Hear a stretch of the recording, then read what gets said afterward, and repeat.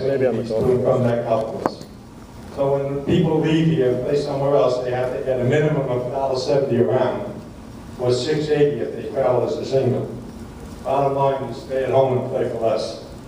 So it's a good number to tell people when they talk about leaving Heritage Pines that you're better off playing here so cheaper. Thought you might like that tidbit. The last one. I know they're going to use this tomorrow when you have that other meeting about calculation. But Nancy Suter did a survey on Thursdays of the food and beverage department after we went from pay-as-you-go to tea times. She used very much in April. And the bottom line is this, that we lose between the hours of 11 and 1. There are 8 less sales per Thursday in the restaurant than there used to be when we had shutdowns. Averaging out over the year, it's 400 less sales that we get out of food and beverage. Just another point of information I thought you might want to hear about. Okay.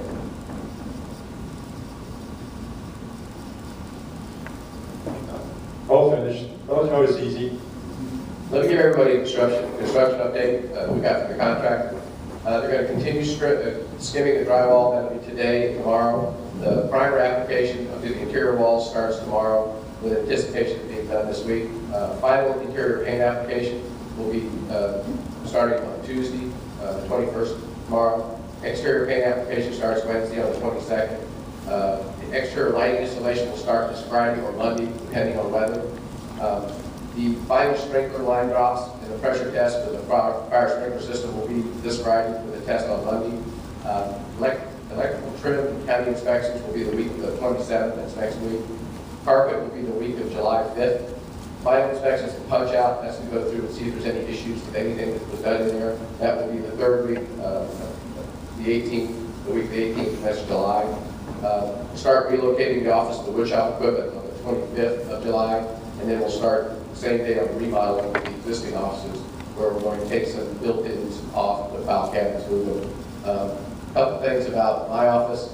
Did not cost $200,000, like I heard somebody said on the Pyro website.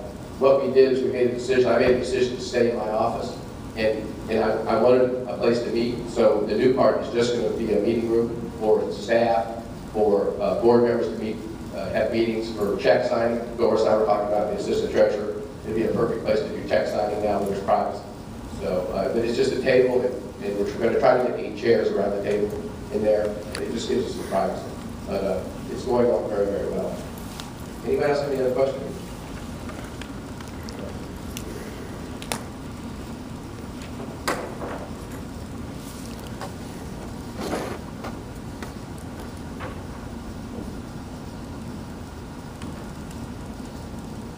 Hi, I'm Tom Landers. I'm from Greenville Pines. I have some questions on the golf course, number 3-hole golf course. Okay. And some more general questions on the overall renovations of the golf course. First of all, was there anything that was asked for as far as a quality control supervisor was concerned, as far as our bids coming in? Yeah, we've got that Valley Crest, Tommy Lance is right there. And his regional superintendent. They're both certified golf course superintendent. He can answer any question you have technical. I'm talking about a specific quality control supervisor. Yes, Tommy Land, Valley Crest.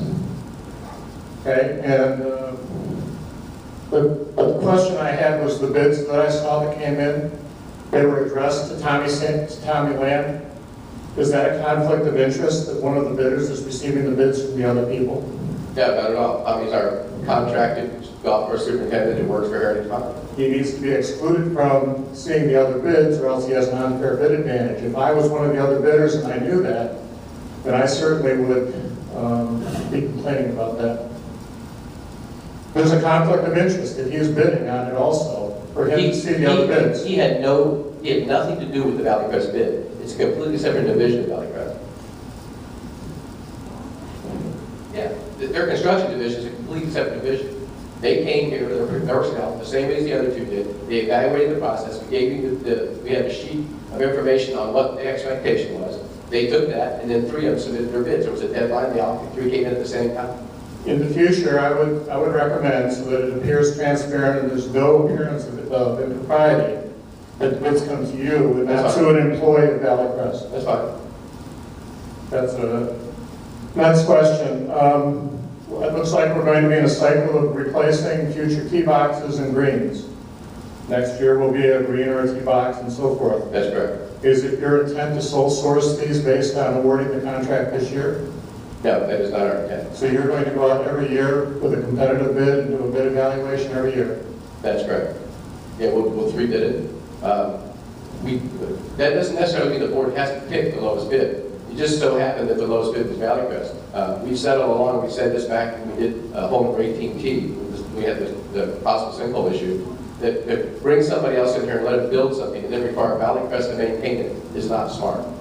So, unless the Valley Crest bid was extremely high, we would try to do some negotiating, but having the person that takes care of it, $365 a year, not build it, if they have a competitive bid in the same range as the other two, in my professional opinion, is the only way to do it.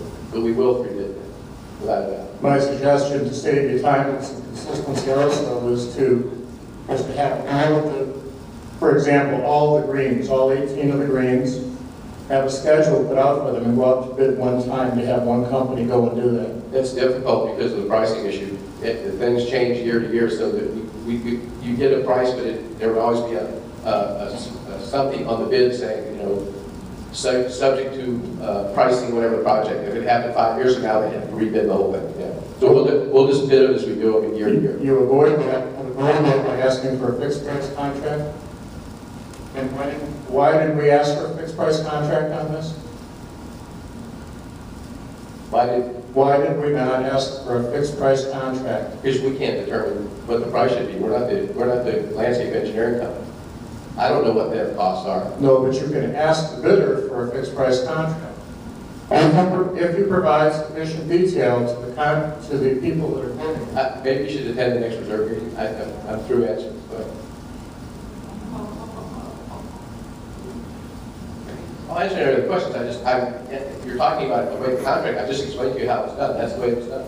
So, further pick this apart. If you want to meet me later or something. If I were, and I have a similar concern with the clubhouse, but let's say I'm putting in a swimming pool, and I went out to bid, and I bid for somebody to dig a hole and put a liner in, and somebody bid $1, I would award the contract because they're low bid.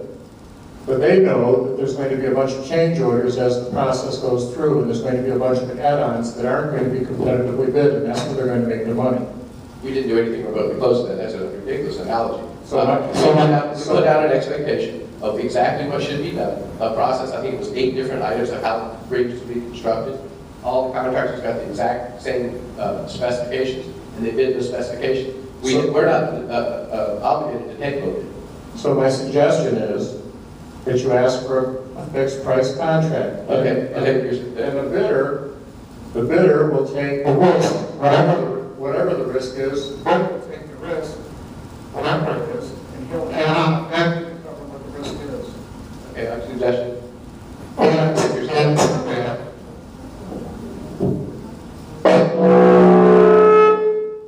And to that, you can add a bonus or a bonus, and they can share if they come in under the fixed price, and you can let them share in some of the benefit of that.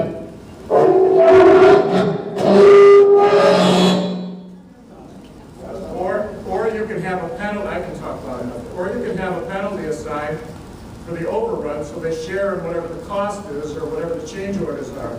Now, the change orders result because we didn't specify it properly. Can you meet with me and discuss this instead of taking up this board? I thought you asked questions about the golf course. If you don't want to talk about the golf course, No, I'll answer any question you want. I just like if you want to meet with me and give you some new guidelines. I can look at that to talk. these are all standard procurement guidelines. There's nothing, you can Google all these if you want to, but there's nothing, I've had a career of doing all No, this.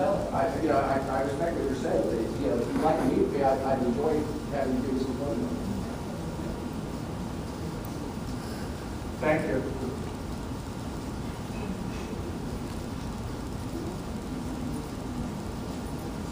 Is there any more questions? I I know. Sorry about that. Okay, thank you all very much for coming.